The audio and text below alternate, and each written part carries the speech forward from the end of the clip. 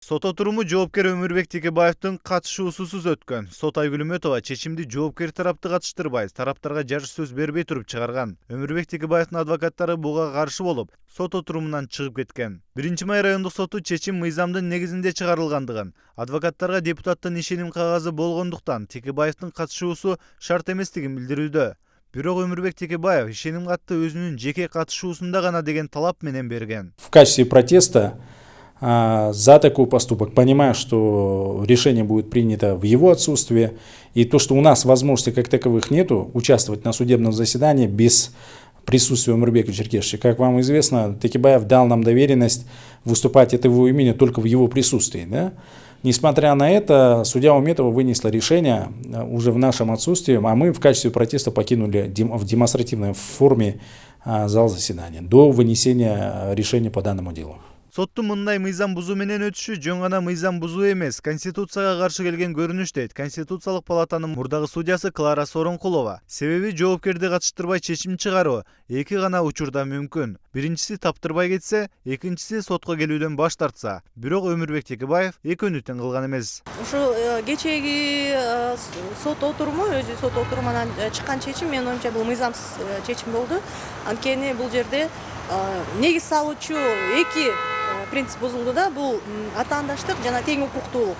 Кайсыл процесс болбосун, кайсыл сот процесс болбосун, сот сөзсүз түрдө ошол принциптердин негизинде жана ошондой шарт түзүп бериш керек. Эки тарап тең укуктуу жана атаандаш болуш керек. Ал эми бул жерде бир тарап катышып эле иш каралып калды. Бул менин оюмча абдан мыйзамды одоно бузуу болуп калды да. Жарандык коомдун өкүлдөрү мыйзамга каршы чечим чыгарган сот Айгүл Үмөтованы бийлик алмашкан соң мамлекеттик кызматка жакын жолотпоо боюнча иллюстрация тизмесине кошту. Ал эми 1 миллион сомдук арызга келсек, Албек Ибраимовдун Кадыр Баркына президенттин ак сарай салып жаткан жери тууралуу Өмүрбек Текебаевдин айткандары шек келтирген. 5 жыл өткөндөн кийин унутулду го деп ал жерде оформить этишкен.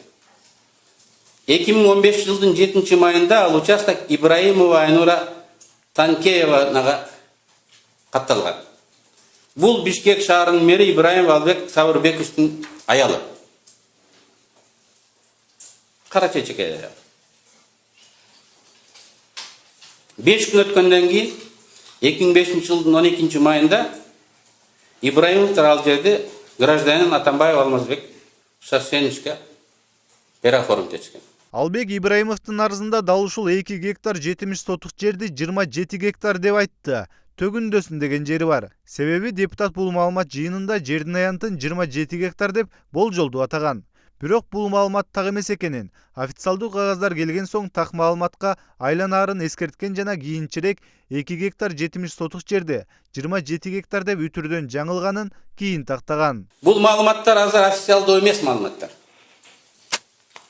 Биз депутаттык запросубузга, суроталарыбызга жооп келгенден кийин булар официалдуу маалыматка айланат. Өмүрбек Текебаевдин айткандарын эртеси мамлекеттик каттоо кызматынын төрагасы Тайырбек Сарпашев да далилдеп, жердин тарыхын айтып берген. 8 майда 2015 жылы 12 майда катталат Ибраимова жараны Атамбаев Алмаз Шарсеновичке 33 миллион сомго сатат.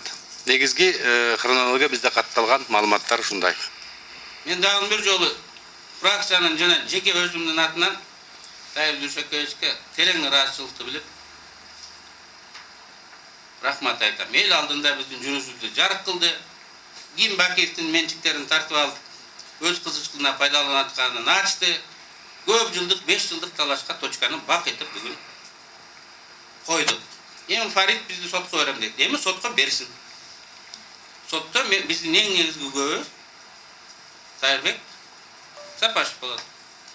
Судья Айгүл Үмөтованын чоң жаңылыгы Өмүрбек Текебаевдин Албек Ибраимовду ала барман деп сыпаттоосу Кадыр Баркына шек келтирип, 1 миллион сомдук чыгым алып келген эмиш. Албек Ибраимов эл арасында эркин деген ат менен белгилүү. Ал ошо ала барман адам. Бишкек мэрлигине келгенде Бор кеңешинин депутаттарына айткан, шайласаңар шайлабасам да мэр болду, мени президент жөнөттү. Добуш бербегенде каяка барасыңар? Ала барман деген сөз өзү эмне маанини билдирет? Ала барман деген сөз адамдын кадыр баркына шек келтирүүчү сөзбү деген суроо менен кыргыз тилчилерге дагы кайрылып көрдүк. Ала барман деген сөз бул өзү кыргыздын эле байыркы сөзү. Бул жерде мааниси мындай да, ала барман деген сөздүн. Аңды дөңдү карабаган, шашкалактаган, өйдө төмөндү көп байкай бербеген адам. Мындан сырткары ала барман деген сөздү мен жана Кыргыз радиосунда такай сөздөрдүн маанисин чечмелейм го, ошондо деле айтылган болуш керек, ушу ала барман айтсам керек. Бул эч мындай бир адамдыга терс таасир, терс эмоция жарата турган эле сөз эмес. Бул кадыресе эле сөз. Ала барман жигит экенсиң деп коет биз. Албек Ибраимов өзү деле ал жердин Бакиевтерге тиешелүү болгонун тамбайт. Жаңы жүздөр гезитине берген интервьюсунда ал өзүн Койташтагы жердин тарыхын Атамбаевга айтпаганына күнөөлөрүн айткан. Марат Төлөмүш уулу, Нурбек Жаныбаев, Сентябрь.